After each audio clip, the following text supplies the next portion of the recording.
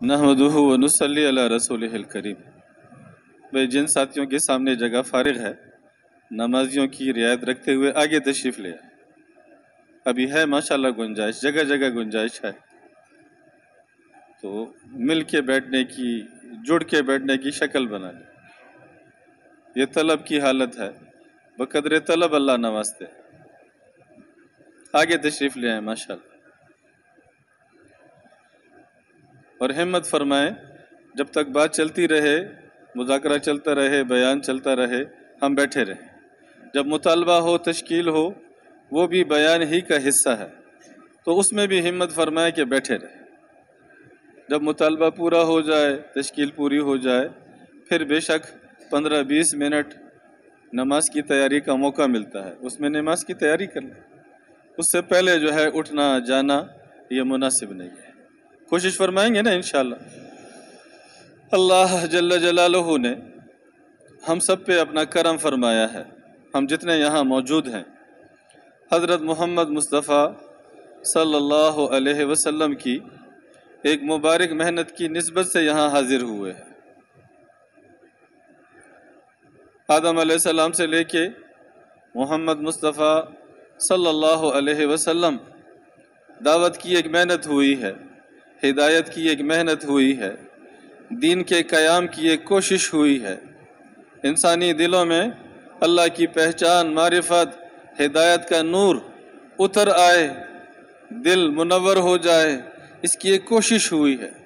اس کی برکت سے انسان دیندار بنے ہیں، اس کی برکت سے اللہ کو پہچاننے والے بنے ہیں، اللہ کے احکامات پر چلنے والے بنے ہیں، نبی کی پاکیزہ حیات کو اپنا رہنما بنا کر زندگی گزارنے والے بنے۔ ختم نبوت کے صدقے وہ دعوت کا کام، وہ دین کے احیاء کا کام، وہ دین کے قیام کا کام، وہ ہدایت کے نور کا دلوں میں اترنے والا کام، وہ جوہد، وہ کوشش، وہ محنت، وہ اللہ پاک نے ہم سب کی ذمہ داری بنائی ہے۔ تو ہم یہاں جو موجود ہیں اس نسبت سے موجود ہے، اور یہ بہت پاک نسبت ہے، انبیاء علیہ السلام والی نسبت ہے، محمد مصطفیٰ صلی اللہ علیہ وسلم والی نسبت ہے، صحابہ والی نسبت ہے۔ جتنا اس کا استحضار ہوگا، جتنا اس پر شکر ہوگا، جتنا اس پر ہمارا مال، جان، وقت اور صلاحیت اس کا لگنا ہوگا، اس کے بقدر اللہ ہمیں اس کی حقیقت دیں گے۔ اس کے بقدر اس محنت اور کوشش کو اور ان انسانوں کے پھرنے اور چلنے کو اور ان کے مجاہدوں کو اور قربانیوں کو اللہ پاک ساری انسانیت کی ہدایت کا ذریعہ بنائے گے۔ تو دین ایسا نہیں ہے کہ ایک چھو منتر ہے، بس کسی نے چھو منتر کہہ دیا اور سارے انسان سدھر گئے اور سارے انسان ٹھیک ہو گئے۔ اللہ کو قدرت ہے، کل کتنی گرمی تھی اور آج کتنا اچھا موسم ہے۔ یہ موسم کس نے بدلا؟ اللہ نے بدلا۔ تو اللہ کو قدرت ہے، اللہ ایسی ہدایت کی ہوا چلا دے، سب کے قلوب کو پلٹ دے، سب کے دلوں کو بدل دے، سب کو ایمان والا بنا دے، سب کو ہدایت والا بنا دے، اس کو قدرت ہے۔ لیکن سنت اللہ، اللہ کی ترتیب، ہمیشہ انسانوں میں نبیوں کو بھیجا، محنت والوں کو بھیجا، جوہد والوں کو بھیجا، قربانی والوں کو بھیجا، اور وہ جوہد مسلسل درجہ بدرجہ آگے چلتی گئی۔ مکہ مکرمہ میں 13 سال حضرت محمد صلی اللہ علیہ وسلم اور صحابہ نے ایک بھرپور جوہد والا زمانہ گزارا ہے۔ وہ زمانہ عمومی شرک والا زمانہ، عمومی بت پرستی والا زمانہ، عمومی غفلت اور جہالت والا زمانہ، عموماً انسانی قدروں کے استحصال والا زمانہ، خود غرضی والا زمانہ۔ انسان جو ہے قبائل میں اور خاندانوں میں بالکل ٹکڑے ٹکڑے ہو گئے تھے، بٹے ہوئے تھے، تقسیم ہو گئے تھے، کہیں پہ اجتماعیت نہیں تھی، کہیں پہ ایک کی مان کے چلنا نہیں تھا۔ نفس کے لیے، خواہش کے لیے، اپنے قبیلے اور اپنے خاندان کی شان اور شوکت کے لیے سارے جی رہے تھے۔ ایسے ماحول میں اللہ پاک نے حضرت محمد صلی اللہ علیہ وسلم کو ان کے لیے اور اس زمانے کے انسانوں کے لیے اور تا قیامت آنے والے انسانوں اور ممالک اور خاندانوں اور قوموں اور نسلوں کے لیے اللہ نے ان کو نبی اور رسول بنا کے بھیجا۔ تو مکہ مکرمہ کے 13 سال جہد کا، دعوت کا، محنت کا، تزکیے کا، عبادت کا، رونے دھونے کا، اللہ کے ساتھ تعلق کا، اور انسانی جتنی بھی تکلیفات اور مصائب اور مشکلات ہیں اس پر صبر کا بہترین نمونہ ہے، جو قیامت تک کے انسانوں کے لیے ایسے آئینے کی طرح سامنے رکھا ہوا ہے۔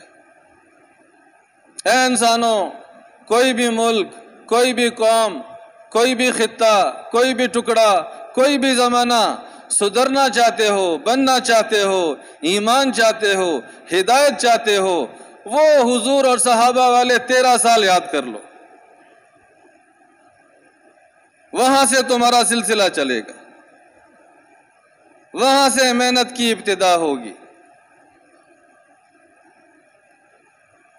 تو حضور پاک صلی اللہ علیہ وسلم اس مشرک معاشرے میں، اس بالکل بے راہ رہوی والے معاشرے میں، غفلت والے معاشرے میں یہ آواز لگا رہے ہیں، یا ایھا الناس قولوا لا الہ الا اللہ تفلحوا۔ اے انسانوں، سدھرنا چاہتے ہو، بننا چاہتے ہو تو کیا کہہ لو؟ لا الہ الا اللہ کا اقرار کر لو۔ یہ زبان کا بول نہیں تھا، یہ ایک بہت بڑی تبدیلی تھی کہ ہم بتوں کو نہیں مانیں گے، ہم بتوں کی پرستش نہیں کریں گے۔ اور وہ ایسا بت پرستی والا زمانہ، یہ لات، منات، حبل، عزا، یہ بڑے بڑے بت تھے جو مختلف علاقوں میں پڑے ہوئے تھے، 360 بیت اللہ کے اندر رکھے ہوئے تھے، اور ہر مشرک کے گھر میں الگ الگ بت اس نے اپنے لیے بنائے ہوئے تھے، چاہے مکہ مکرمہ، چاہے مدینہ منورہ، چاہے طائف، چاہے آس پاس کا سارا علاقہ، یہ سارا اس میں مشغول۔ اور ایسے ماحول میں اللہ کے رسول آواز لگا رہے ہیں، یہ جتنے ہزاروں اور لاکھوں بت ہیں ان سے نہیں ہوتا، کرنے والا کون ہے؟ ایک اکیلا اللہ ہے۔ وہ کسی سے اولاد مانگتے تھے، کسی سے فتح مانگتے تھے، کسی سے مال مانگتے تھے، کسی سے حفاظت مانگتے تھے، کسی سے بارش مانگتے تھے، کسی سے روزی مانگتے تھے، کسی سے بیماروں کو شفا مل جائے یہ مانگتے تھے۔ ہر کام کے لیے انہوں نے الگ الگ اپنے ناخدا بنائے ہوئے تھے۔ اللہ کے حبیب نے فرمایا، تمہارے یہ سارے کام، یہ سارے مسئلے، یہ ساری مشکلات، یہ ساری حاجتیں، یہ ساری تمنائیں، یہ سارے ارمان پورے کرنے والا کون ہے؟ ایک اللہ ہے۔ سب کو چھوڑ دو، سب کی طرف جھکنا چھوڑ دو، سب کی طرف جھانکنا چھوڑ دو، سب کے سامنے جو ہے مانگنا چھوڑ دو، اس کی خوشامد چھوڑ دو، اللہ کے ساتھ جڑ جاؤ۔ وہ حی قیوم، وہ وحدہ لا شریک، وہ رحیم و کریم، وہ رحمان و رحیم، وہ قوت والا، طاقت والا، پالنے والا، حفاظت والا، سارا نظام بنانے والا، سارے نظام کو ایک اشارے پہ چلانے والا، وہ اللہ، اسی کے ساتھ جڑ جاؤ۔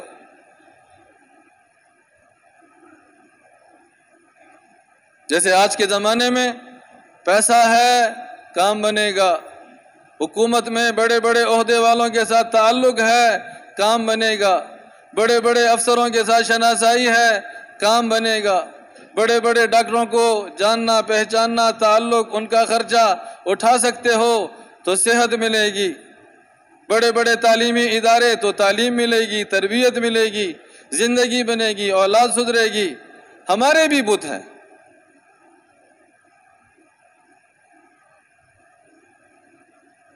ہماری زندگی کا بننا ان میں سے کسی کے ہاتھ میں نہیں، نہ پیسے والوں کے ہاتھ میں، نہ حکومت والوں کے ہاتھ میں، نہ فوج والوں کے ہاتھ میں، نہ سیاستدانوں کے ہاتھ میں، نہ بیوروکریسی کے ہاتھ میں، نہ انتظامیہ کے ہاتھ میں، نہ تاجروں کے ہاتھ میں۔ ہماری زندگی بننا اور بگڑنا ہمارے عمل کے ساتھ وابستہ ہے، اور فیصلہ کرنے والا کون؟ ایک اللہ ہے۔ تو اس زمانے میں بھی اللہ کے رسول نے اس دعوت کی آواز کو اٹھایا، لا الہ الا اللہ۔ ہر زمانے میں یہ آواز اٹھے گی، ہر زمانے میں یہ دعوت اٹھے گی، ہر زمانے میں داعی اس آواز کو لگائے گا۔ لیکن جیسے اللہ کے رسول نے اس آواز کو لگایا، تو یہ آواز لگانا اس معاشرے میں اتنا آسان نہیں تھا۔ جس کو امین کہتے تھے، جس کو صادق کہتے تھے، جس کی بڑی عزت تھی، جس کا بڑا احترام تھا، یکدم لوگوں کے رویے بدل گئے۔ لوگوں نے کیا کہنا شروع کیا؟ یہ جھوٹا ہے، یہ شاعر ہے، یہ کاہن ہے، اسے مال کی حوث ہے، یہ بڑائی چاہتا ہے، یہ سربراہ بننا چاہتا ہے، یہ عورتوں سے نکاح کرنا چاہتا ہے، اس کے دل میں مال جمع کرنے کا جذبہ ہے، بادشاہی کا جذبہ ہے۔ یہ سارے الزام، یہ ساری تلخ اور ترش باتیں اللہ کے رسول کو سننا پڑی۔ کس وجہ سے؟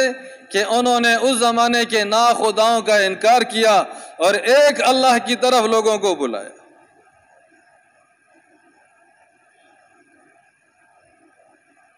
نبوت کے 3 سال گزر گئے، 4تھا سال شروع ہوا، اعلان اللہ کے رسول نے دعوت دینا شروع کی، اور جب قریش مکہ کو پتہ چلا کہ اچھا یہ کھل کے ہمارے بتوں کی اور ہمارے مذہب کی اور ہمارے آباء و اجداد کی اور ہمارے طریقوں کی نفی کرتا ہے کہ یہ سارے گمراہ، یہ سارے غلط، یہ سارے جہنم والے، یہ سارے جہنم کے راستے پہ چلنے والے،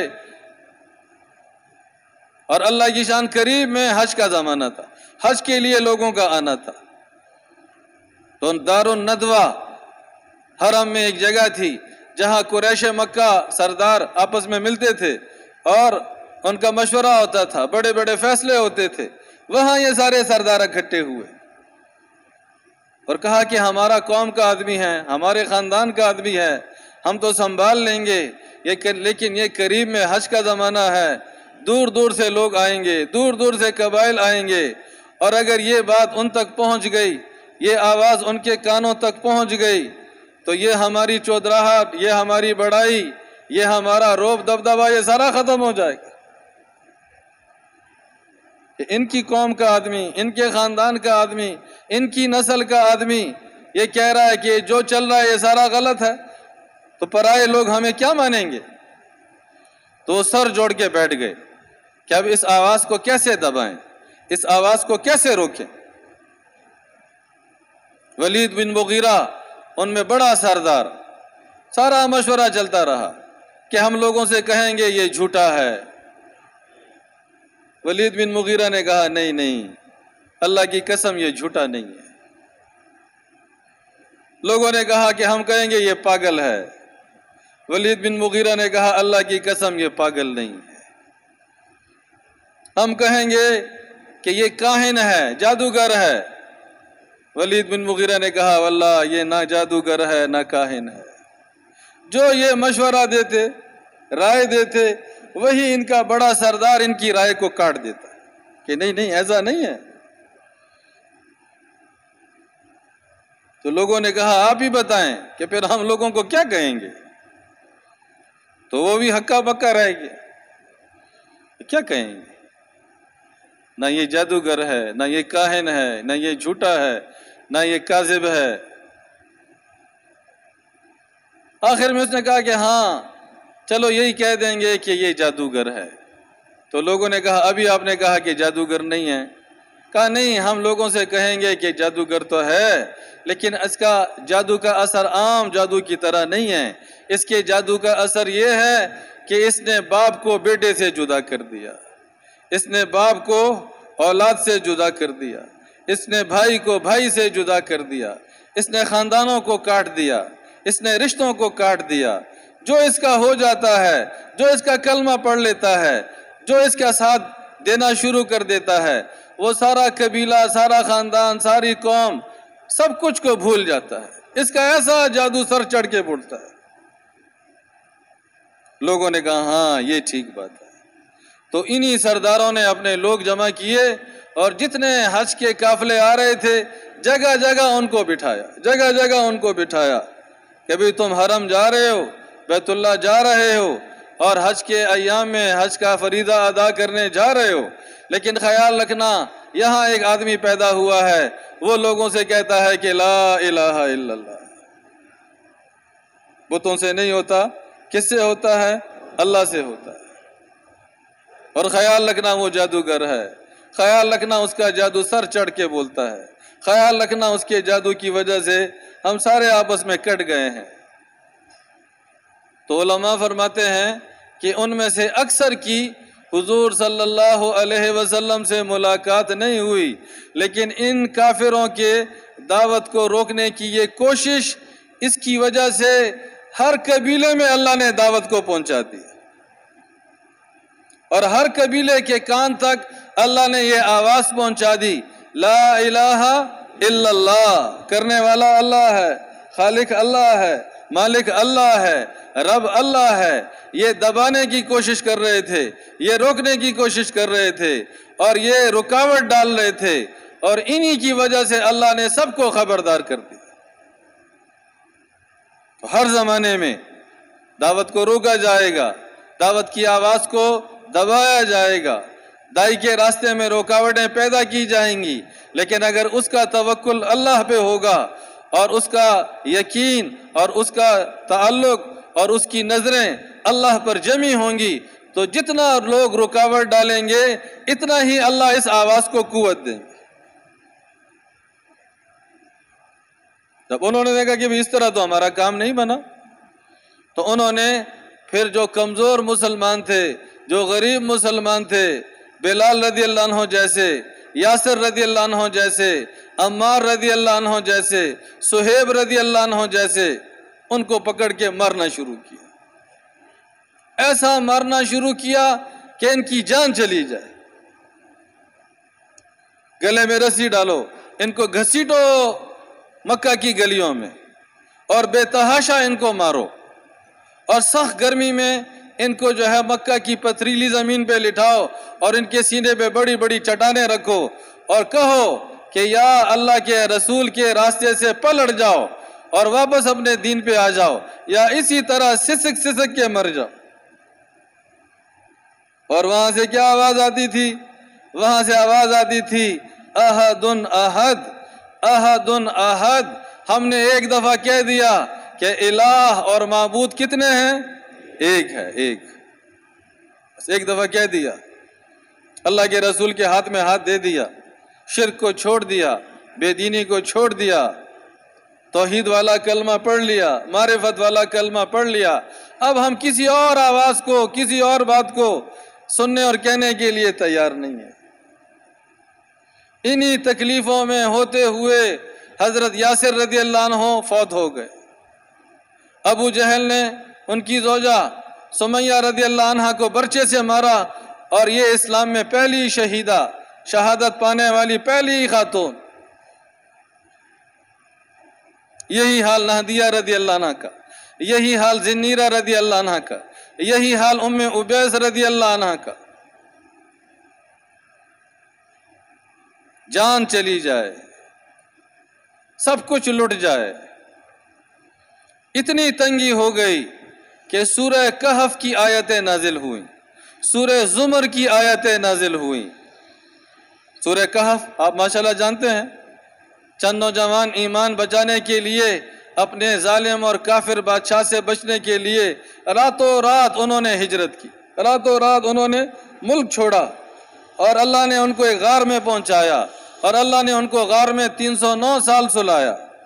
وہ سارا شرک والا، ظلم والا، جبر والا زمانہ گزر گیا، اور باہر جب اچھا عادل اور منصف اور اچھے ذہن کا بادشاہ، اس کی حکومت آ گئی تو 309 سال کے بعد اللہ نے ان کو جگہ دی.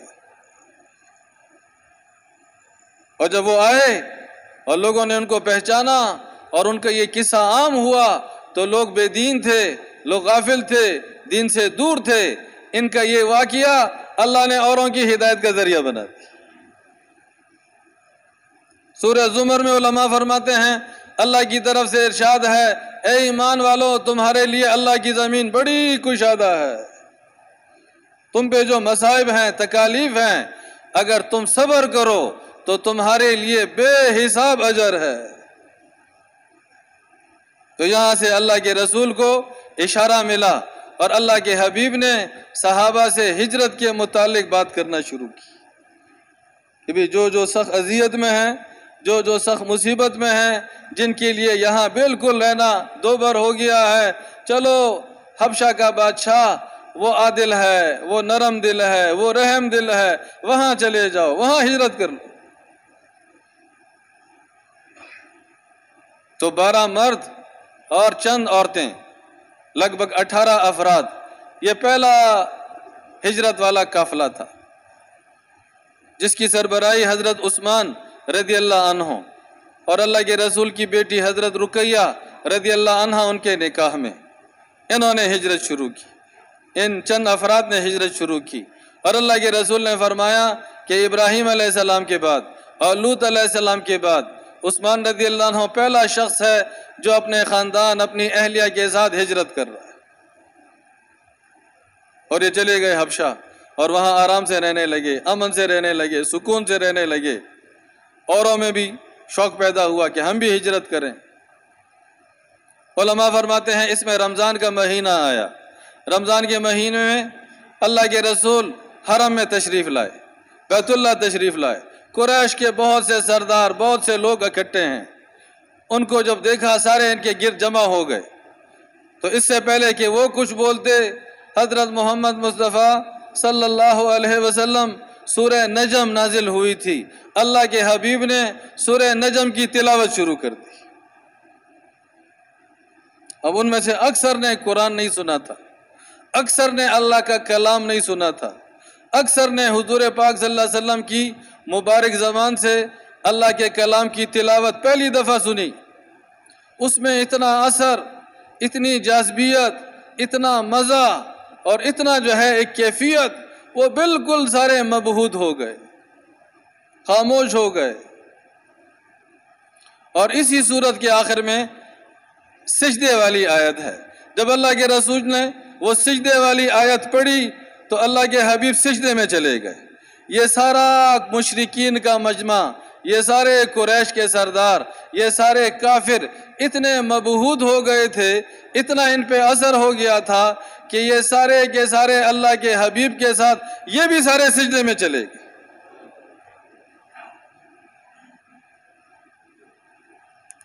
بعد میں ان کو احساس ہوا کہ ہم تو ان کے مخالف ہیں، ہم تو ان سے لڑ رہے ہیں، ہم تو ان سے روک رہے ہیں. ایک دوسرے کو لان تان کرنے لگے. لیکن یہ واقعہ اتنا مشہور ہوا کہ حبشہ تک پہنچ گیا اور اس انداز میں پہنچا کہ سارے مکہ والے مسلمان ہو گئے. سارے مکہ والے اللہ کے رسول کے ساتھ سجدے میں چلے گئے، مسلمان ہو گئے، اللہ کو ماننے والے بن گئے. وہ لوگ جو ہجرت پہ گئے تھے انہوں نے ساروں نے واپسی کا سفر شروع کر دیا کہ جب سب مسلمان ہو گئے مسئلہ حل. تو اللہ کی شان جب مکہ مکرمہ ایک دن کی مسافت پہ رہ گیا، اتنے قریب آ گئے. پھر ان کو پتہ چلا کہ وہ تو اس قرآن کی تلاوت کا اثر تھا جس کی وجہ سے وہ سجدے میں چلے گئے. ابھی وہ مسلمان نہیں ہوئے بلکہ تو وہ تو اور زیادہ مخالف ہو گئے. کسی کی پناہ لے کے اور کسی کے امن میں ہو کے کچھ آ گئے، کچھ پلٹ گئے. دوبارہ وہ سختی، دوبارہ وہ مار پیٹ، دوبارہ وہ مخالفت، دوبارہ وہ سزائیں. حضرت عبداللہ ابن مسعود رضی اللہ عنہ فرماتے ہیں کہ میں چھوٹا بچہ تھا، نوعمر تھا، چرواہا تھا، ایمان لا چکا تھا، حتیم کے قریب کھڑا تھا، اپنے سردار سے بات کرنا چاہتا تھا اور میں نے دیکھا کہ حتیم میں حضرت محمد مصطفیٰ صلی اللہ علیہ وسلم نماز پڑھ رہے ہیں، اور حتیم کی دیوار سے ابو جہل اور ربیعہ کے دونوں بیٹے عتبہ اور عتیبہ اور امیہ بن خلف اور عقبہ بن ابی معیط، یہ 6-7 سردار یہ ٹیک لگا کے بڑے غور سے اللہ کے حبیب کو دیکھ رہے ہیں۔ انہوں نے قیام کیا، انہوں نے رکوع کیا، انہوں نے سجدہ کیا،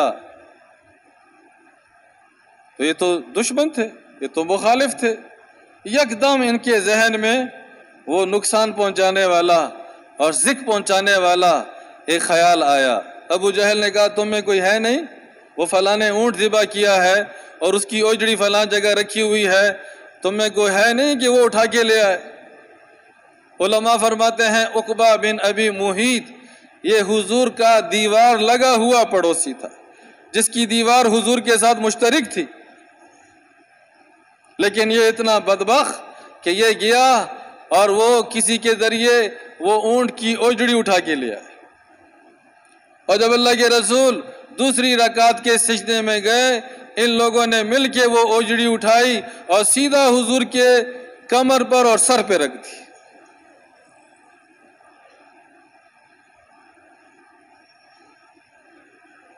اور عبداللہ ابن مسعود رضی اللہ عنہ فرماتے ہیں کہ میں دل میں تل ملا رہا ہوں، میں دل میں شرمندہ ہو رہا ہوں، دل میں مجھے دکھ ہو رہا ہے، لیکن میرے اندر اتنی ہمت نہیں تھی کہ میں اللہ کے رسول کی مدد کرتا۔ اور کہا یہ سردار ایک دوسرے کے اوپر لوٹ پوٹ ہو رہے ہیں، ہنس رہے ہیں، کہہ لگا رہے ہیں، یہ دیکھو اللہ کے رسول کا ہم نے کیا حال کر دیا۔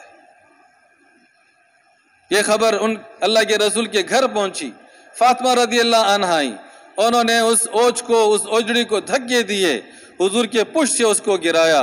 حضور نے اپنی نماز پوری کی، اور نماز پوری کرنے کے بعد ان قریش کی طرف دیکھا اور آسمان کی طرف دیکھا اور اللہ کے ساتھ جو ہے راز و نیاز کی اور دعا مانگی، اے اللہ اس قریش کو تو پکڑ لے، ان سرداروں کو، اس ابو جہل کو، اس عتبہ بن ربیعہ کو، شیبہ بن ربیعہ کو، عقبہ بن نافع کو، امیہ بن خلف کو، یہ چند نام لیے۔ تو عبداللہ ابن مسعود فرماتے ہیں کہ ان کے رنگ فک ہو گئے، ان کے چہرے پیلے اور زرد پڑ گئے، کیونکہ ان کو پتا تھا کہ یہ حتیم ہے، یہ بیت اللہ ہے، اس میں عام آدمی کی دعا رد نہیں ہوتی، اور یہ وہ ہستی ہے کہ اس کی تو کوئی دعا رد نہیں ہوتی۔ اور عبداللہ ابن مسعود فرماتے ہیں رضی اللہ عنہ کہ پھر بدر کے دن میں نے دیکھا کہ یہ سارے کے سارے قتل ہوئے اور بدر کے اندھے کنویں میں ان کی لاشیں گری پڑی تھی۔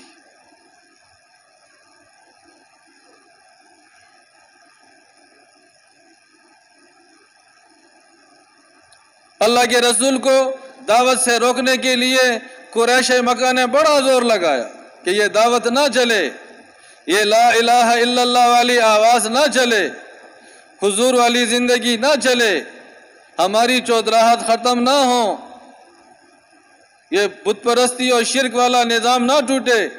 لیکن دن بدن لوگ مسلمان ہو رہے ہیں، دن بدن لوگ مسلمان ہو رہے ہیں، بات قبیلوں میں پہنچ رہی ہے، بات جو ہے آس پاس اطراف کے علاقوں میں پہنچ رہی ہے۔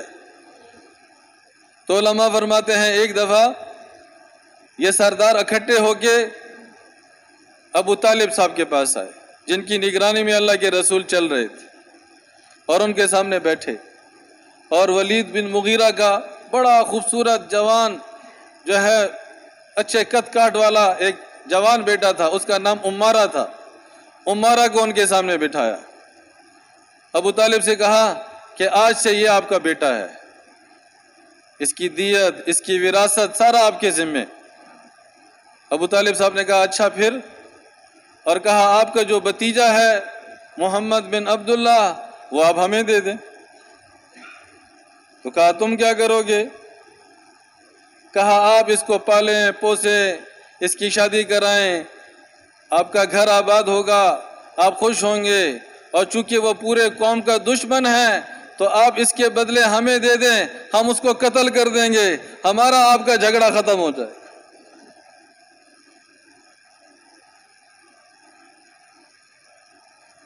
ابو طالب صاحب نے کہا واللہ یہ انصاف کی بات نہیں ہے کہ میں تمہارے جوان کو لوں اور اس کی تربیت کروں، کھلاؤں پلاؤں اور اس کی زندگی بنے، اور میں اپنے جگر گوشے کو تمہارے حوالے کروں اور تم اس کو قتل کر دو۔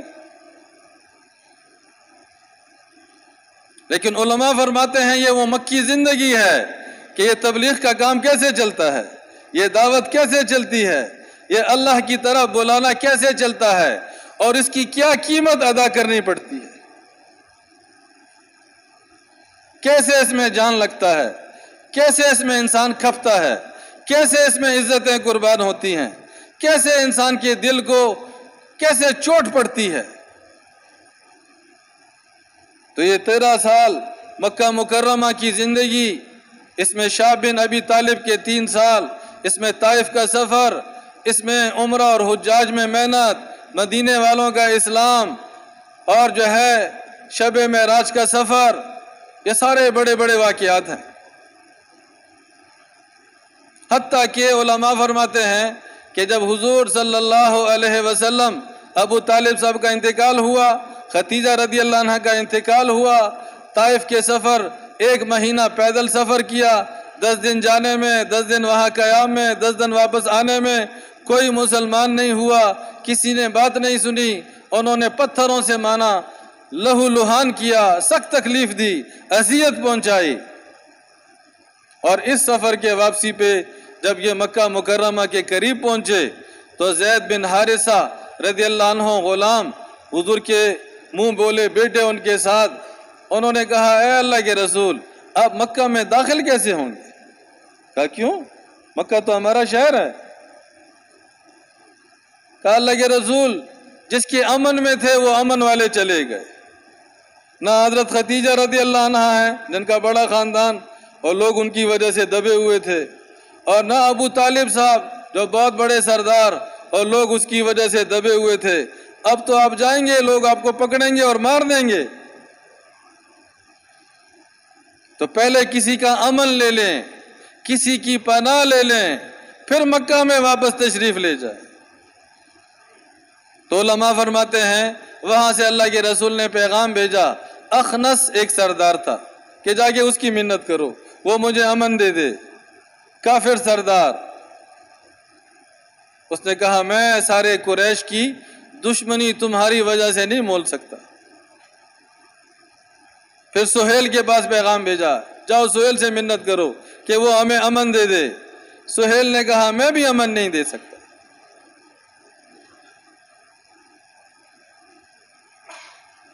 جہاں حضور کی 50 سال سے زیادہ زندگی گزری ہے، بنو ہاشم سے ان کا تعلق، جو حاجیوں کو سرید کھلاتے تھے، ایسے گوشت کے شوربے میں روٹی توڑ توڑ کے کھلاتے تھے، حاجیوں کے خدمت والے، بڑے اعزاز والے، بڑی شرافت والے، امین اور صادق، بڑی حیثیت والے، لیکن دعوت کے کام کے کرتے کرتے کرتے کرتے اس حال میں دائی پہنچ جاتا ہے کہ اپنے ہی شہر میں واپسی اس کے لیے ممکن نہیں ہے، اور وہ لوگوں سے پناہ کی درخواست کر رہا ہے۔ نہ اخنس نے پناہ دی، نہ سہیل نے پناہ دی۔ پھر ایک تیسرا سردار مطعم بن عدی، اللہ کے رسول نے اس کے پاس پیغام بھیجا، جاؤ اس کی منت کرو۔ اس نے کہا ہاں ہاں محمد بن عبداللہ بڑے عزت والا شرافت والا انسان ہے، ہمارے دین کو نہیں مانتا لیکن خاندانی ہے، عزت والا ہے، شریف انسان ہے، بڑی حیثیت کا ہے، میں ضرور اس کو امن دوں۔ اس کے امن کی وجہ سے اللہ کے رسول پھر مکہ مکرمہ میں داخل ہوئے۔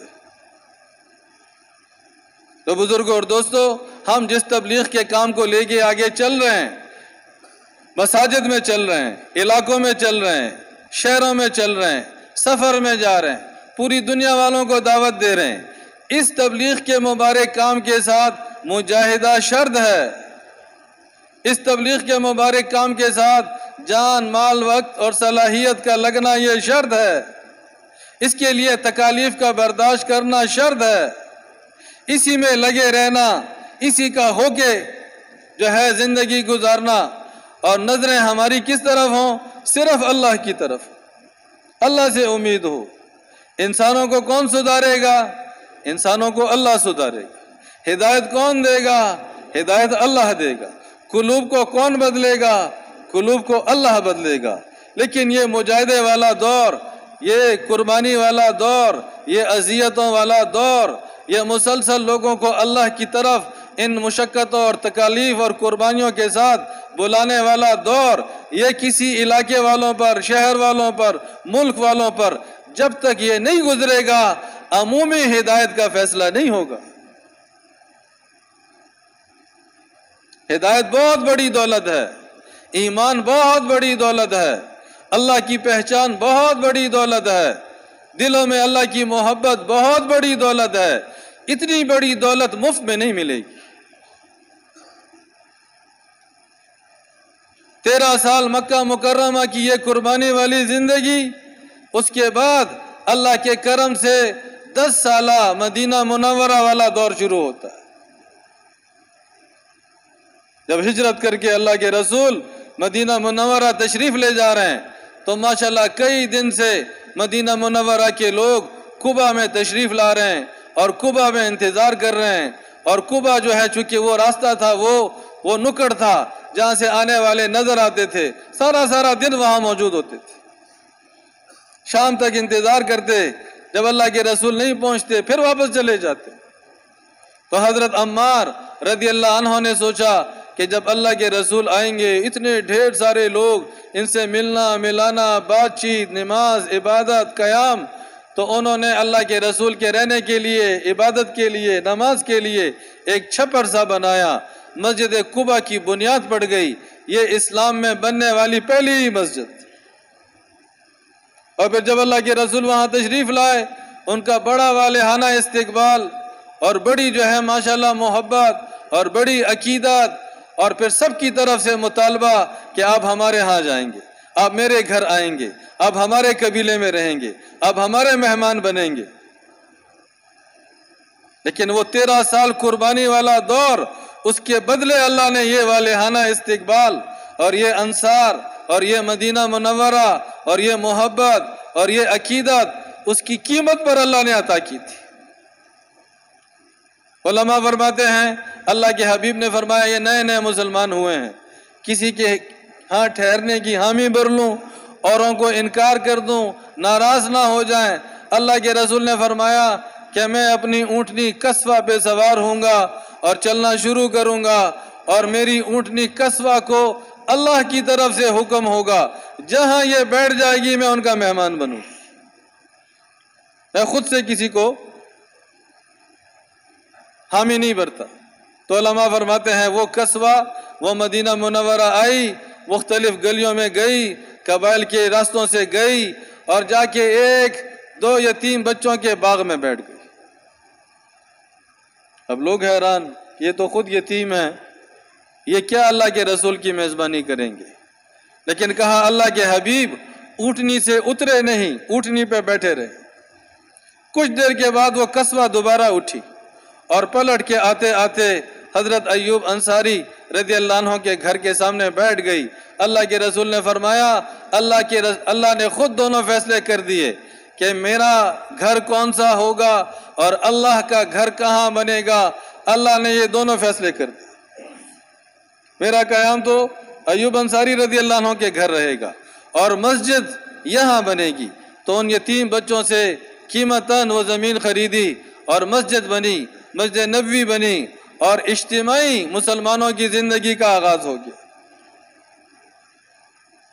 علل اعلان اذان، علل اعلان نماز، علل اعلان مسلمانوں کا ملنا ملانا، علل اعلان مسلمانوں کی اجتماعیت، اور وہاں سے قافلوں کا روانہ ہونا، وہاں سے جماعتوں کا بننا، اور وہاں سے اطراف کی فکر اور وہاں جانا، اور پھر قوموں کو، علاقوں کو اور ملکوں کو مل کے یہ آواز پہنچانا کہ اے انسانوں، کامیاب ہونا چاہتے ہو تو لا الہ الا اللہ کو مان لو، اللہ کو مان لو۔ اللہ کے علاوہ کو چھوڑ دو، اللہ پہ اپنا تکیہ اور بھروسہ کرو، اللہ کے علاوہ جس پر تمہارا تکیہ بھروسہ ہے وہ دل سے نکال لو۔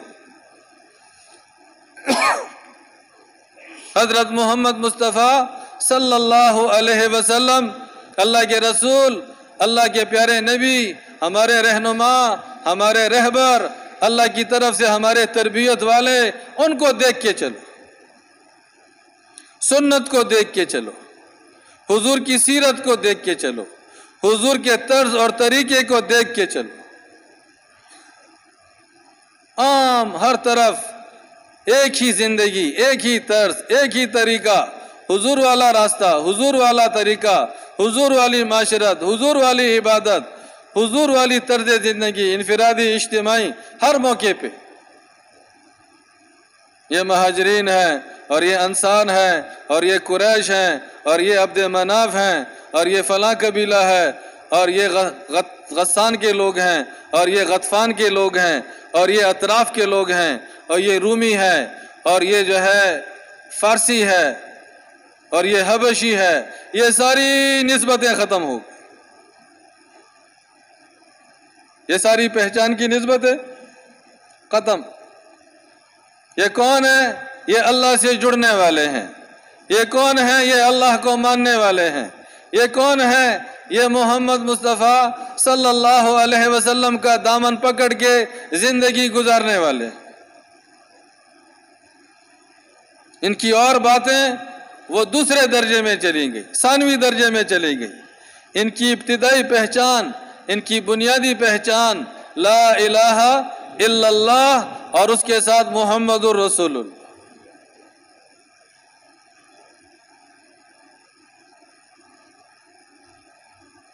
ان کی پسند ناپسند، ان کا لباس، ان کا کھانا پینا، ان کی شادیاں، ان کی غمی، ان کا طرز زندگی، جو پرانا طرز طریقہ وہ سارا ختم، وہ سارا ختم۔ اللہ کے احکامات اور محمد مصطفیٰ صلی اللہ علیہ وسلم کی اتباع، اللہ کے اوامر اور حضور کی سنت روش، اللہ کے اوامر اور حضور کا پاکیزہ رستہ، یہ بنیاد بن گیا اسلام کا۔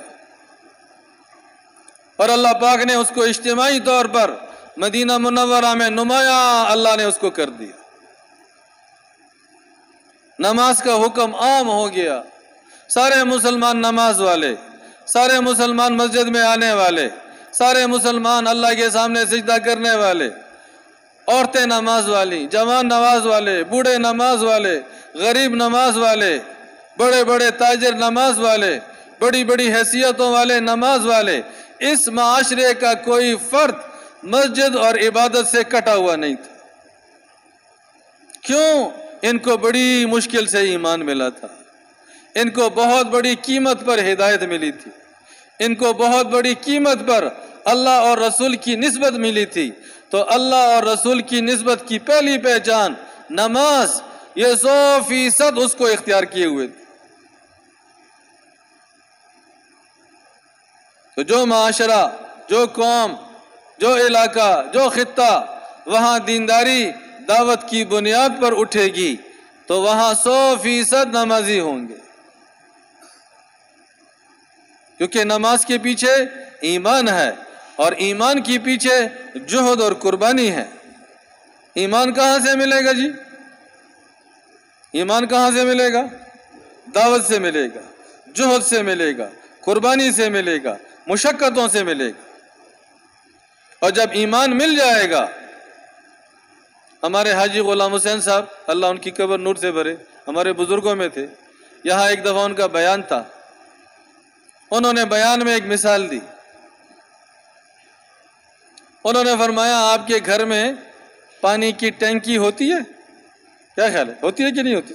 ہر گھر میں ہوتی ہے، لیکن ہمیشہ یہ ٹینکی اوپر چھت پہ ہوتی ہے، دوسرے تیسرے منزل کے اوپر چھت پہ اس کو لگایا ہوتا ہے، تو وہاں تک پانی خود نہیں پہنچتا، وہاں تک پمپ کے ذریعے، پریشر کے ذریعے، خرچے کے ذریعے پانی کو، جو نلکے والا پانی ہے، جو عام تازہ پانی ہے، اس کو پریشر اور قوت کے ذریعے نیچے سے اٹھایا جاتا ہے اور وہ ٹینکی تک پہنچایا جاتا ہے۔ لیکن کیا خیال ہے، جب ٹینکی پانی سے بھر جائے اور ٹینکی میں پانی موجود ہو تو پھر آپ کچن میں اپنا ٹوٹی کھولیں، باتھ روم میں اپنی ٹوٹی کھولیں، گیراج میں اپنی ٹوٹی کھولیں، صحن میں پانی کی ٹوٹی کھولیں، تو وہاں پانی ملے گا کہ نہیں ملے گا؟ اب ہر جگہ پانی ملے۔ کیوں؟ جس کے ساتھ اس کا کنیکشن ہے وہاں پانی ہے اور وہ اوپر ہے، وہاں بڑی قوت سے یہ پانی نیچے آئے گا۔ لیکن اگر یہ ٹینکی خالی ہو جائے اور ٹینکی میں پانی نہ ہو، پھر کچن میں پانی ہوگا، صحن میں پانی ہوگا، واش روم میں پانی ہوگا، جو ٹوٹی کھولیں گے وہاں سے شو شو کی آواز آئے گی، پانی نہیں ملے۔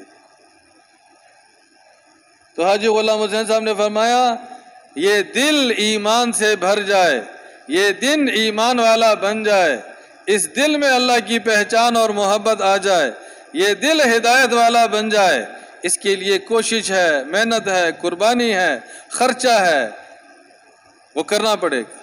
ایک دفعہ یہ کر لو، یہ دل ایمان سے بھر دو، پھر یہ ایمان والا دل آنکھ کے ذریعے دیکھو گے تو ایمانی عمل ہوگا، کان سے سنو گے تو ایمانی عمل ہوگا، زبان سے بولو گے تو ایمانی عمل ہوگا، ذہن سے سوچو گے تو ایمانی عمل ہوگا، ہاتھوں سے کچھ کرو گے تو ایمانی عمل ہوگا، پاؤں سے جو عمل ہوگا وہ ایمانی عمل ہوگا۔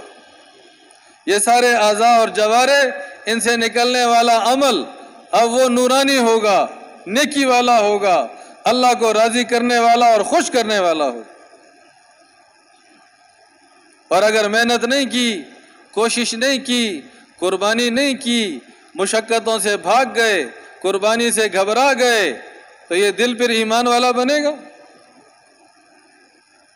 اگر دل ایمان سے خالی، دل اللہ کی محبت اور خوف سے خالی، تو پھر نماز پڑھنا، پھر زکوٰۃ دینا، پھر سچ بولنا، پھر جھوٹ نہ بولنا، غیبت نہ کرنا، حسد نہ کرنا، بغض نہ کرنا، بہتان نہ لگانا، چوری نہ کرنا، یہ سارے برے کام ہیں۔ لیکن ایمان جب نہیں ہوتا تو انسان یہ سارے کام علل اعلان کرتا ہے، انسان یہ سارے کام، دل خالی۔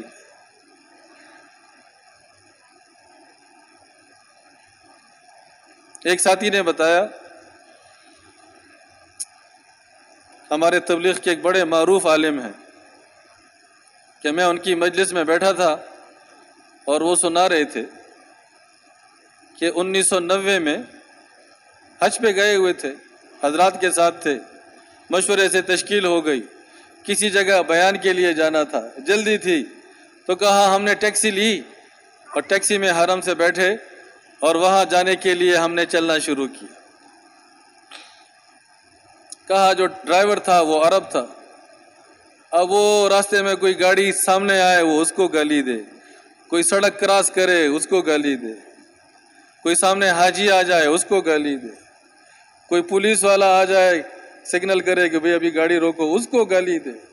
تو کہا ہم اتنے تنگ آ گئے نا، کیونکہ عالم تھے، ان کو عربی آتی تھی، کہ میں نے اس کو کہا کہ دیکھو تم حرم میں ہو، یہ پیچھے بیت اللہ ہے، مکہ مکرمہ میں ہو، اور تم یہ کیا کر رہے ہو، یہ کیا زبان استعمال کر رہے ہو؟ تو کہا، اس نے بڑی نفرت سے کہا کہ یہ پیچھے بیت اللہ، یہ 8 سال سے میں وہاں نہیں گیا۔ کتنے سال سے؟ 8 سال سے میں نہیں گیا اندر۔ تو کہا ہم لرز گئے کہ ہے عرب اور یہاں ٹیکسی چلا رہا ہے اور کہہ رہا ہے کہ میں 8 سال سے۔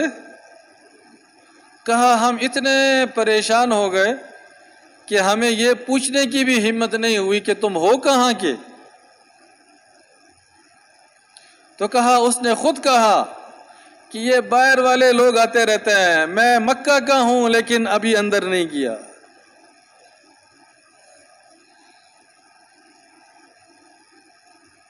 تو جس کے دل پر اللہ کفر لگا دے، اور جس کے دل پر اللہ گناہوں کا زنگ چڑھا دے، اور جس دل کو اللہ اپنی محبت اور معرفت سے محروم کر دے، ہوگا عربی، ہوگا مکی، وہاں کا رہنے والا ہوگا اور اللہ محروم کر دے۔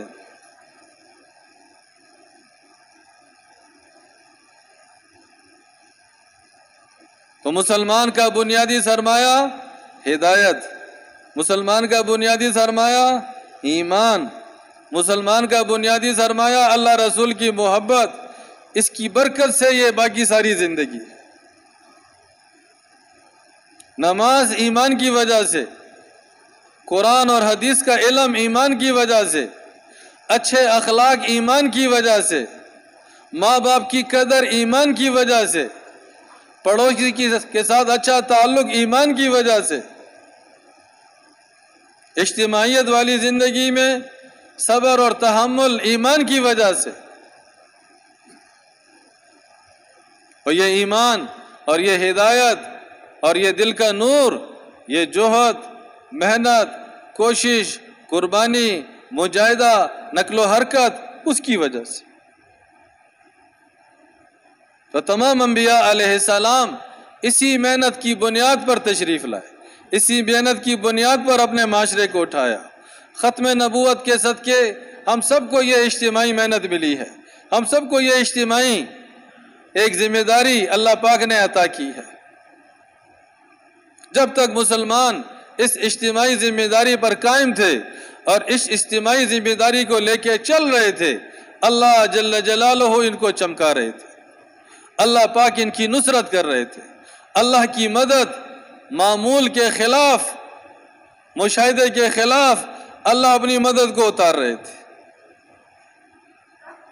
مدینہ کی زندگی میں پہلا غزوہ بدر کا ہوا، بدر میں مسلمان 313 اور کافر 1000۔ مسلمان خالی ہاتھ، وہ تو ایک قافلے کو روکنے اور اس کا مال جو مسلمانوں کے خلاف لا کے خرچ کر رہے تھے اس کو روکنے کے لیے گئے تھے۔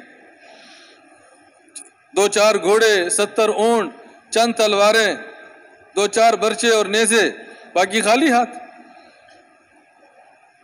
اور مکہ والے 1000، سب کے ساتھ گھوڑے اور اونٹ، سب کے ساتھ نیزے اور تلواریں اور برچے اور زرہ، حتیٰ کہ جشن منانے والی عورتوں کو بھی لے کے آئے تھے کہ ان کو ذبح کریں گے، ان کو قتل کریں گے اور جشن منائیں گے۔ لیکن جب اللہ پاک نے دونوں کا ٹکرا کرایا اور دونوں کا مقابلہ ہوا تو اللہ جل جلالہ قیامت تک کے ایمان والوں کو حوصلہ دے رہے ہیں، امید دلا رہے ہیں کہ تم ایمان والے بنو، ہدایت والے بنو، محنت والے بنو، صفات والے بنو، قربانی والے بنو، معمول کے خلاف فتح تمہاری ہوگی، حالات اور مشاہدے کے خلاف مدد تمہاری ہوگی، غلبہ تمہیں ملے گا۔ تو وہ خالی ہاتھ 313 اللہ نے ان کو فتح بنایا، اور وہ 1000 اللہ پاک نے ان کی ہوا، قدموں کی ہوا، ان کے دل کی اندر کی جو حوصلہ اور ہمت اللہ نے اکھاڑ دیا، اور اللہ نے پیچھے پیر پلٹ کے ان کو بھاگنے پہ مجبور کیا، اور ان کے بڑے بڑے 70 سردار قتل ہوئے، اور بڑے بڑے 70 سردار وہ پکڑے گئے، وہ قیدی بنے، تاکہ پتہ چلے ایمان والا اور غیر ایمان والا، اس کے ساتھ اللہ کی محبت اور تعلق، اور یہ اللہ کی محبت اور تعلق سے محروم۔ اب یہ مدینہ منورہ کی زندگی میں اللہ اجتماعی مددیں دکھا رہے ہیں، اور اگر مسلمان اس اجتماعی زندگی کے اندر ذرا غفلت برتے، ذرا حکم توڑے، ذرا اللہ اور اس کے رسول کو ناراض کرے، تو پھر کیسے مدد چلی جاتی ہے اور کیسے اللہ کا عذاب اور غصہ آتا ہے۔ تو احد میں اللہ پاک نے ایک جھلک اس کی بھی دکھا دی۔ کافر 3000، مسلمان جب آئے تو وہ 1000 سے زیادہ، اور اللہ کی شان جب دونوں لشکر آمنے سامنے، تو عبداللہ بن ابی ابن سلول منافقین کا سردار، اس نے جب دیکھا کہ یہ 3000، ہم صرف 1000، اور ہم مارے جائیں گے اور یہ فاتح بنیں گے، ایمان اس کا تھا نہیں، دل اس کا کھوکھلا تھا، تو اس نے اپنے ساتھیوں سے کہا کہ کہ اپنے آپ کو کیوں موت کے منہ میں ڈالتے ہو، کیوں قتل ہوتے ہو، چلو اسی وقت ہم ان سے جدا ہو جائیں، تو وہ اپنے 300 ساتھیوں کے ساتھ مسلمانوں کے لشکر سے جدا ہو گیا۔ تو جب دونوں فوجیں اپنے آمنے سامنے کھڑی ہوں اور مقابلہ بالکل ہونے کو ہو، ایسے میں ایک ٹکڑا فوج سے الگ ہو جائے، باقی فوج والوں کے جو ہے ہمت حوصلے کیسے نیچے چلے جائیں؟ تو یکدم مسلمان 1000 سے ان کی تعداد 700 پہ آ گئی۔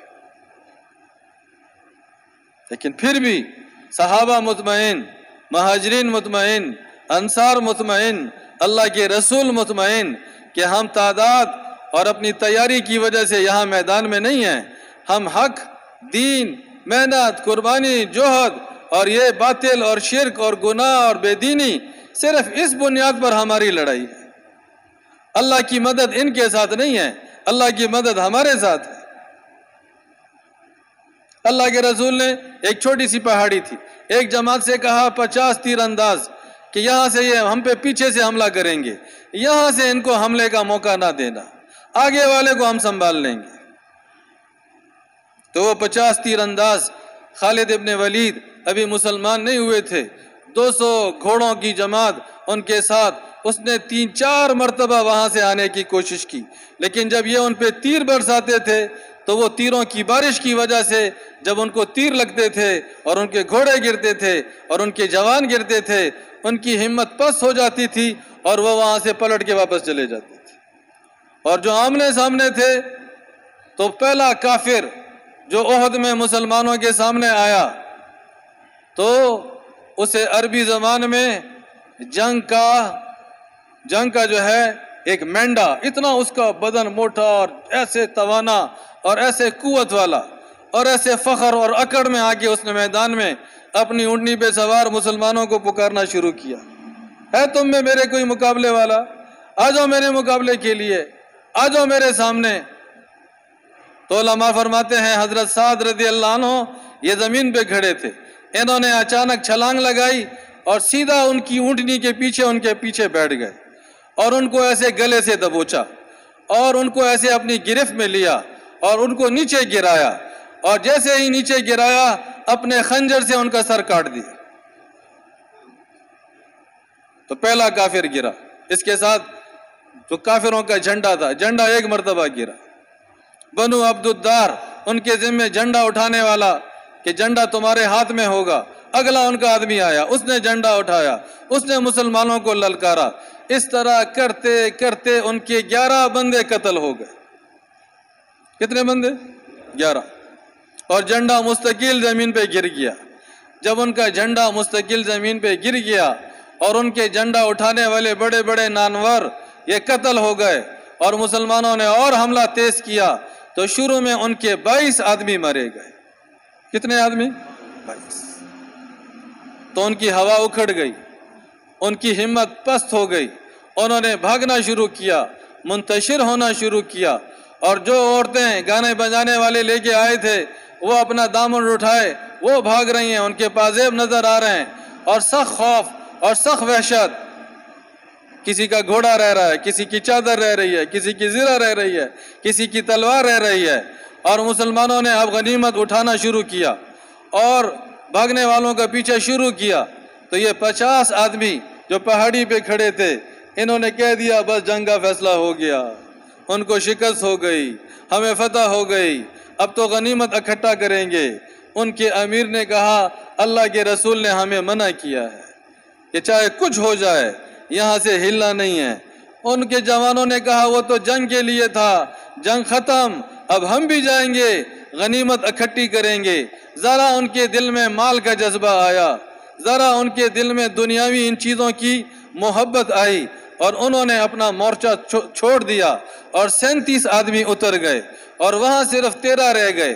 خالد ابن ولید وہاں موقع ڈھونڈ رہے تھے، اس کو جب نظر آیا کہ وہ مورچہ تو خالی، اس نے وہاں سے آگے حملہ کر دیا۔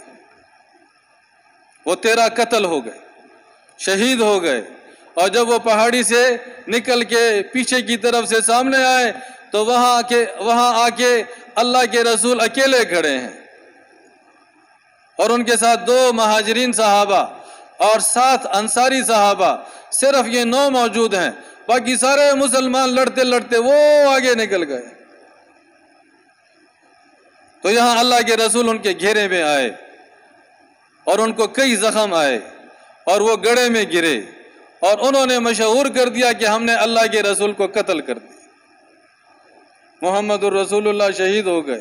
یہاں سے مسلمان ان کی ہمت ٹوٹ گئی اور مسلمان منتشر ہو گئے، 70 شہید ہو گئے اور کچھ میدان جنگ سے ایک طرف ہو گئے۔ تو یہ بھی مدینہ منورہ کی زندگی میں ہوا، اللہ کے رسول موجود، صحابہ موجود، اللہ کی مدد موجود، لیکن ذرا اللہ رسول کے ماننے میں کمی آئی اور غلطی ہوئی، کمی بیشی ہوئی، تو ایسا حال بھی مسلمانوں پہ آیا کہ مدینہ منورہ کی کوئی گلی، کوئی محلہ ایسا نہیں جہاں سے رونے کی آواز نہیں آ رہی۔ تو بزرگوں اور دوستو، مکہ مکرمہ دعوت کی انفرادی محنت، پابندیوں والی محنت، قربانی والی محنت، اور مدینہ منورہ اجتماعی زندگی، مل کے محنت کرنا، مل کے نظام چلانا، ٹھیک چلیں گے تو مدد ہی مدد، نصرت ہی نصرت، اور ذرا غلطی ہوگی، کوتاہی ہوگی، پھر اللہ کی ناراضگی اور پکڑ۔ یہ 23 سال کا دور ہے، یہ 23 سال کی جہد ہے، یہ 23 سال کی مبارک محنت ہے۔ اس بنیاد پر دین اسلام اس زمانے میں اللہ پاک نے اس کو عروج اور کمال تک پہنچایا۔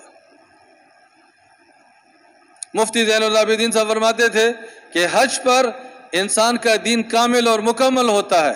کیوں؟ کہا کہ اللہ کے رسول نے زندگی کے بالکل آخری زمانے میں حج کیا ہے۔ وفات سے 2.5 مہینے پہلے حضور پاک صلی اللہ علیہ وسلم صحابہ کو لے کے وہ حج پہ تشریف لے گئے تھے۔ سود کی حرمت وہ حج کے ایام میں آئی۔ مسلمانوں کا اجتماعی دستور، کیا کیا حرام، کیا کیا حلال، آگے کیا زندگی، آگے کیا ذمہ داری، آگے کیا ہونے والا ہے، یہ حج کے ایام میں، کبھی منی میں، کبھی مزدلفہ میں، کبھی عرفات میں اللہ کے رسول خطبہ دے رہے ہیں، ارشادات فرما رہے ہیں، اور ساتھ ساتھ یہ بھی فرما رہے ہیں کہ اگلے سال جب تم یہاں آؤ گے تو مجھے نہیں پاؤ گے، اگلے سال جب یہاں آؤ گے تو میں تمہارے درمیان موجود نہیں ہوں گا، اگلے سال جب آؤ گے تو تمہارا گزر میری قبر پہ ہوگا۔ اور اذا جاء نصر اللہ، جب یہ آیتیں نازل ہوئی تو لوگ خوش ہو رہے ہیں کہ اب تو جوگ در جوگ لوگ مسلمان ہوں گے، اور ابو بکر رضی اللہ عنہ رو رہے ہیں۔ کسی نے کہا کیوں رو رہے ہو؟ کہ جب آزادانہ ہر طرف دین ہی دین ہو جائے گا، اسلام ہی اسلام ہو جائے گا، اور ایسے مل کے قافلے ہماری طرف آ جائیں گے، تو اللہ کے رسول کے آنے کی جو حجت تھی، جو غرض تھی، وہ پوری ہو جائے گی، اور اللہ اپنے حبیب کو پھر ہمارے درمیان رہنے نہیں دیں گے، اللہ اپنے حبیب کو واپس بلا لیں گے۔ انہی حج کے ایام میں اللہ کے رسول نے صحابہ سے فرمایا، جو یہاں موجود ہیں، جو یہاں حاضر ہیں، تمہارے ذمے ہیں کہ غائبین تک دین پہنچاؤ۔ میں نے تم تک دین پہنچا دیا۔ صحابہ نے فرمایا آپ نے حق ادا کر دیا۔ فرمایا آپ تمہارے ذمے، غائبین تک، قیامت آگے آنے والے انسانوں کو، آنے والے اقوام، آنے والی نسلیں۔ تو علماء فرماتے ہیں وہ صحابہ کا مجمع جو حضور کے ساتھ حج میں موجود 1,24,000، اس میں 14,000 کی قبریں حجاز میں موجود، اور 1,10,000 صحابہ، ان کی قبریں پھر حجاز میں نہیں بنی، ان کی قبریں دور دور ملکوں میں بنی۔ انہوں نے اپنی مسئولیت، انہوں نے اپنی ذمہ داری، انہوں نے انسانیت تک دین پہنچانے کا جو اپنا فریضہ ہے اس کو سمجھ لیا۔ حضرت عباس رضی اللہ عنہ کے 10 سے زیادہ بیٹے، اور ان کا ایک بیٹا عبداللہ ابن عباس رضی اللہ عنہ، صرف ان کی قبر طائف میں موجود ہے، باقی ان کے اکثر بچوں کی قبریں وہ حجاز سے باہر دور دور ملکوں میں، الگ الگ ملکوں میں۔ جو علاقہ روسی علاقہ کہلاتا تھا، سرد علاقہ، خون جمانے والی سردی کا علاقہ، سمرقند، قسم بن عباس رضی اللہ عنہ کی قبر اللہ نے وہاں بنا دی، اللہ نے ان کو وہاں شہادت عطا کر دی۔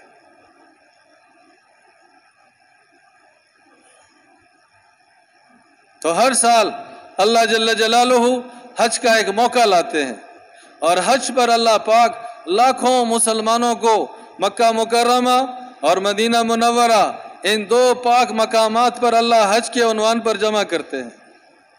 ایام حج صرف 5 ہے، عمرہ کرنے پہ 2-2.5 گھنٹے لگتے ہیں، جو عمرہ کے لیے جاتے ہیں اور آگے حج کرنا ہوتا ہے 2-3 گھنٹے میں عمرہ ہو جاتا ہے، 5 دن میں حج ہو جاتا ہے، بقایا 40 دن۔ یہ اللہ پاک کی طرف سے اس امت پر احسان ہے کہ ہمارے علماء، ہمارے مشائخ، ہمارے دیندار لوگ، ہمارے فہیم لوگ، ہمارے جو دین کو سمجھنے والے اور دینی استعداد رکھنے والے لاکھوں لوگوں کو اللہ ہر سال مکہ مکرمہ کے ماحول میں اللہ رکھتے ہیں، مدینہ منورہ کے ماحول میں اللہ رکھتے ہیں۔ یہ ہمارے 2 مراکز ہیں جو قیامت تک چلیں گے، اور یہاں حضور صلی اللہ علیہ وسلم اور صحابہ کی محنت کا نور موجود ہے۔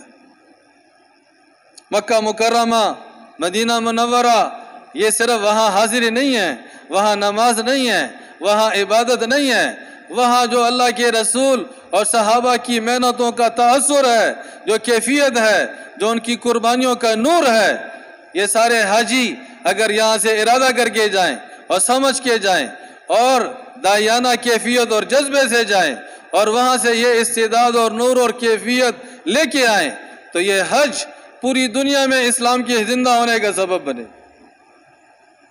پوری دنیا میں دین کی محنت کی قوت کا ذریعہ بنے گا۔ دعوت کے کام میں یہ خود بھی آگے آگے چلیں گے، قربانیوں کے ساتھ چلیں گے، جذبے کے ساتھ چلیں گے، للہیت کے ساتھ چلیں گے، اور ان کی برکت سے ان کے علاقوں کو اللہ اٹھائیں گے۔ حج موقع ہے، ساری امت کو آپ اکٹھا دیکھیں گے۔ وہ روس کہ جس کے ایئرپورٹ پہ بڑا بڑا لکھا ہوتا تھا the only land in the world where there is no God، نعوذ باللہ، وہ خطہ، وہ ٹکڑا جہاں پر خدا نہیں ہے، الحمدللہ وہاں سے بھی 5,500 حاجی آئے تھے۔ انگوشتیا، چچینیا، داغستان، کفکاز، کیسپین سی، یہ وہ دور دور کے علاقے ہیں جہاں کمیونزم کے زمانے میں اللہ کا نام لینا جرم تھا، سجدہ کرنا جرم تھا، نماز پڑھنا جرم تھا، مسلمان اپنے آپ کو ظاہر کرنا جرم تھا۔ اب وہاں کے قافلے اللہ حج پہ پہنچا رہے، وہ بوسنیا، وہ مقدونیہ، وہ سربیا، وہ مشرقی یورپ کے علاقے جو کبھی وارسا پیک کے انڈر تھے، کمیونسٹ بلاک تھا، یہاں بھی اللہ کا نام لینا جرم، یہاں بھی نماز پڑھنا جرم، یہاں بھی مسلمان اپنے آپ کو ظاہر کرنا جرم۔ وہاں کے ہزاروں حاجی الحمدللہ اب اپنی پہچان اور شناخت کے ساتھ وہاں موجود ہوتے ہیں۔ تو اس سال ہماری جماعت کو اللہ نے موقع دیا تھا، تو اس سال الحمدللہ مدینہ منورہ کے قیام اور مکہ مکرمہ کے قیام، اللہ پاک نے ہمارے ساتھیوں کو 70 ممالک کے حاجیوں کے ساتھ ملنے ملانے کی توفیق دی۔ اور اکثر ہم کوشش کرتے تھے وہ ممالک کہ جہاں جانا مشکل ہے، جماعتوں کا جانا مشکل ہے، ویزا مشکل ہے، اکثر بڑے عرصے سے وہاں جماعتیں نہیں گئیں۔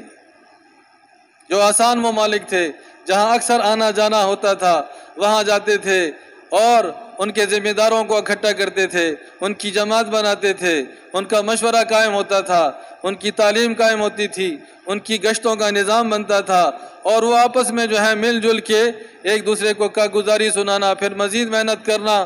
تو ایسے بھی اللہ پاک نے انڈونیشیا والے، پاکستان والے، افغانستان والے اور نائجیریا والے، یہ بڑے بڑے ملک ہیں۔ اس سال 1 لاکھ حاجی انڈونیشیا سے آئے تھے، 83,000 حاجی پاکستان سے آئے تھے، اور تقریباً 78,000 حاجی انڈیا سے آئے تھے، 57,000 حاجی بنگلہ دیش سے آئے تھے، 43,000 حاجی نائجیریا سے آئے تھے۔ یہ وہ فہرست تھی۔ باقی کہیں سے 20,000، 30,000، 10,000، 5,000، 3,000، 1,500، 400، اتنا بڑا چین۔ اس سال چین والوں نے اپنے ہاتھ سے 9,000 حاجیوں کو اجازت دینی تھی کہ وہ جائیں، لیکن بیماری کا خدشہ، ان کے اپنے حالات، ان کی اپنی مجبوری، تو وہاں سے کوئی حاجی نہیں آ سکا۔ ان کے ماشاءاللہ جو لوگ وہاں کام کر رہے ہیں اور وہاں ماشاءاللہ مختلف اور عنوانات پر جن کو اللہ نے ویزا دیا، ایسے 300 مسلمان، چینی مسلمان، اللہ پاک نے ان کو حج کی سعادت سے نواز دیا۔ تو مفتی زین العابدین صاحب 3 سال، وہ مولانا سعید احمد خان صاحب اور مولانا عبید اللہ صاحب، وہ تبلیغ کا ابتدائی زمانہ، مولانا یوسف صاحب نے ان کو 3 سال کے لیے حجاز میں روکا تھا کہ آپ اکٹھے تینوں علماء یہاں رہے۔ تو مفتی زین العابدین صاحب نے پرانوں کے جوڑ میں ایک دفعہ سنایا تھا کہ ہمارے ایک تعلق والے بڑے عالم وہ بھی حج پہ آئے تھے، تو ہم تینوں کو وہاں دیکھا کہ اتنے بڑے بڑے عالم اور تینوں وہاں 3 سال سے وہاں موجود، تو کہا ہمیں چھیڑنے کے لیے کہا کہ مفتی صاحب آپ یہاں کیوں ٹھہرے ہیں؟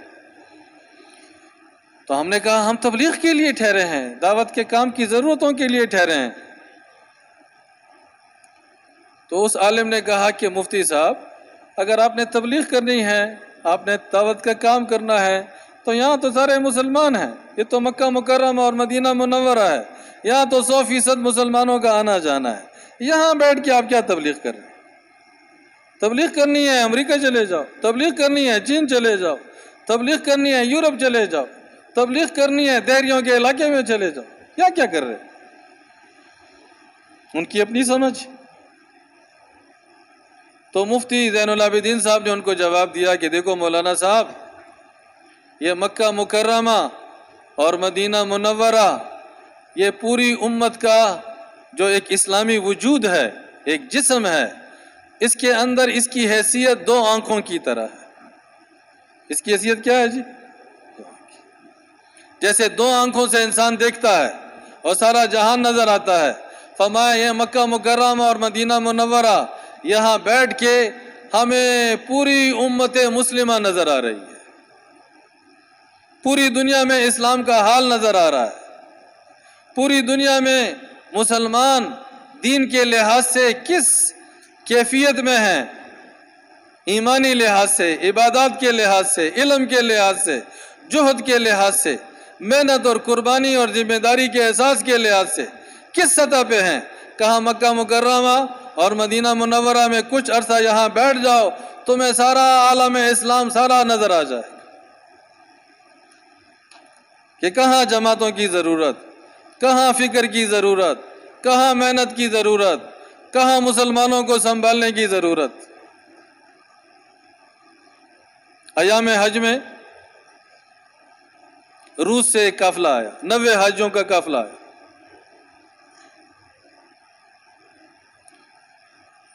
تو ہمارے ساتھیوں کی ان سے ملاقات ہوئی عصر کی نماز کے فوراً بعد۔ ایک نوجوان جلدی جو ہے وہ اپنے بلڈنگ کی طرف جا رہا تھا، ہمارے ساتھیوں کے ساتھ اس کا ملنا ہو گیا۔ پوچھا آپ کہاں سے؟ کہا روس سے۔ آپ کہاں سے؟ پاکستان سے۔ ہم نے کہا کہ ہم تو چاہتے تھے کہ آپ سے ملاقات ہو، تو یا تو آپ ہمارے ساتھ چلیں، ذرا تسلی سے بات چیت ہو جائے، یا آپ ہمیں اپنے کمرے میں لے جائیں، آپ کے ساتھ بیٹھ جائیں گے۔ انہوں نے کہا آپ کی جگہ دور ہے، میری بلڈنگ کے سامنے آئے، میرے ساتھ آئے۔ اور وہ اصلاً افغانستان کا تھا اور اس کو ہماری زبان آتی تھی، ان کے ساتھ چلے گئے، کمرے میں بیٹھ گئے۔ وہ بڑا پریشان تھا۔ ہم نے کہا پریشان کیوں ہیں؟ کہا ہم 90 حاجی آئے ہیں، جس میں کچھ خواتین ہیں، اکثر مرد ہیں، اور ان سب میں ذرا زیادہ سمجھدار ہوں، انہوں نے مجھے اپنا بڑا بنایا ہوا ہے۔ تو ہم ظہر کے وقت پہنچے، ظہر میں ہم نے یہاں نماز پڑھی، ہوٹل میں اپنی تیاری وغیرہ کی، پھر ہم حرم میں چلے گئے، اور وہاں جا کے مجھے ساتھی کہہ رہے تھے کہ بھئی ہم حج پہ آئے ہیں، مدینہ منورہ آئے ہیں، تو یہاں پوچھو نماز تو وہاں ہم ماسکو میں بھی پڑھتے ہیں، یہاں اور کیا کریں گے؟ تو کہا ہم نے وہاں پوچھا کہ بھئی یہاں مدینہ منورہ میں اور لوگ کیا کرتے ہیں؟ تو کہا ہمیں بتانے والے نے بتایا کہ یہاں لوگ سلام کرتے ہیں، سلام کے لیے لوگ آتے ہیں۔ تو میں نے پوچھا کہ کہاں سلام کرتے ہیں؟ کہا وہ باب السلام ہے، وہاں سے لوگ اندر داخل ہوتے ہیں اور آگے جا کے سلام کرتے ہیں۔ میں نے اپنے نوجوانوں سے کہا راضی ماں پہ سے چلو میرے پیچھے۔ تو کہا وہ 50-60 نوجوان اور میں ان کے آگے آگے اور کہا میرا اپنا یہ ذہن تھا کہ یہاں کوئی ممبر ہوگا، یہاں کوئی ذرا اونچی کوئی جگہ بنی ہوگی، اور یہاں کوئی بزرگ انسان ہوگا، یہاں کوئی بہت بڑا عالم ہوگا، اور ہم اس کو دیکھیں گے اور جا کے اس سے ملیں گے اور اس کو سلام کریں گے۔ تو کہا اللہ کی شان، ہم دائیں طرف دیکھتے رہے، بائیں طرف دیکھتے رہے، وی واللہ منگ تو یوم کارانش، اور کہا ہم سیدھا ایسے نکل گئے۔ پھر آخر میں وہ خود رو پڑا کہ ہم حج پہ تو آئے ہیں، ہم نے سنا ہے مسلمان حج کرتا ہے، ہم نے سنا ہے مسلمان مکہ مکرمہ جاتا ہے، مسلمان مدینہ منورہ جاتا ہے، لیکن واللہ ہمیں آگے کا کچھ پتہ نہیں۔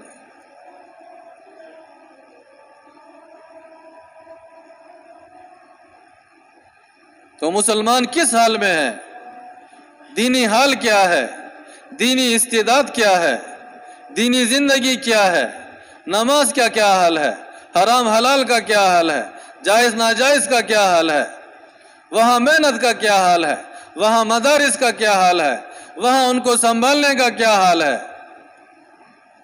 تو مفتی صاحب نے فرمایا مکہ مکرمہ اور مدینہ منورہ یہ اسلامی وجود کی وہ دو آنکھیں ہیں کہ تمہیں سارا عالم اسلام صاف نظر آئے۔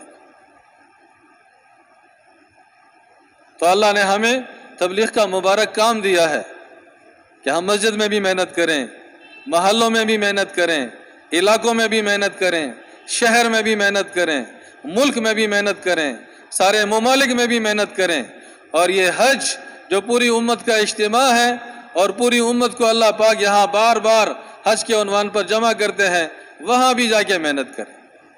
تو جتنا اس محنت کو سمجھیں گے اور جتنا اس محنت میں کھپیں گے اور جتنا اس محنت کی صفات کو اپنے اندر لیں گے، اسی کے بقدر اللہ سارے عالم میں ہمیں اس کے تقاضوں کے پورا ہونے کا ذریعہ بنائیں گے۔ اس کے لیے تیار ہیں؟ تو آپ سے پہلے گزارش کی تھی، آپ نے بڑے محبت اور شوق سے بیان سنا ہے الحمدللہ، سوائے چند کے جن کا شاید وضو کی ضرورت ہو یا کوئی اور تقاضا ہو، بیچ میں اور کوئی نہیں اٹھا ہے۔ ابھی چند منٹ تشکیل کے ہیں، چند منٹ جماعتوں کے بننے کے ہیں، نام لکھنے کے ہیں۔ تو آپ سے درخواست ہے کہ جیسے آپ نے شوق اور عقیدت اور محبت سے بیان سنا، اسی طرح ذرا تشریف رکھیں، ٹھیک ہے نا انشاءاللہ؟ تو جن کا ارادہ ہے نقد 4 مہینے کا